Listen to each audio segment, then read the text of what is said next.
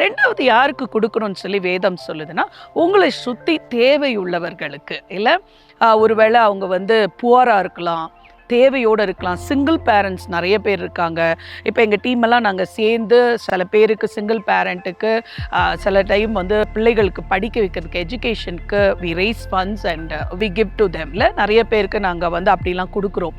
So அப்படி இங்கே பார்க்கும்போது உங்களை சுற்றி உங்கள் குடும்பத்தில் பாருங்கள், உங்கள் சபையில் பாருங்கள், உங்களோட நெய்பர்ஹுட்டில் நீங்கள் வாழ்கிற அந்த இடத்துல பக்கத்தில் உங்கள் வீட்டுக்கு வேலை செய்கிறவங்களுடைய பிள்ளைகளை படிக்க வைக்கிறதா இருக்கட்டும், இல்லை திடீர்னு எமர்ஜென்சியாக வந்த ஒரு ஹாஸ்பிட்டல் நீடாக இருக்கட்டும், இல்லை அவர்களுக்கு ஒருவேளை உணவு இல்லை, அவர்களுக்கு அடிப்படை வசதிகள் இல்லை, ஒரு நல்ல ட்ரெஸ் இல்லை போட்டுக்கிறதுக்கு, இல்லை சாப்பிட்றதுக்கு சாப்பாடு இல்லை அப்படின்னா ஒரு ப்ரொவிஷன்ஸ் உங்களுக்கு எவ்வளோ முடியுதோ நீங்கள் அப்படியே கடன் வாங்கிலாம் செய்யணும்னு இல்லை.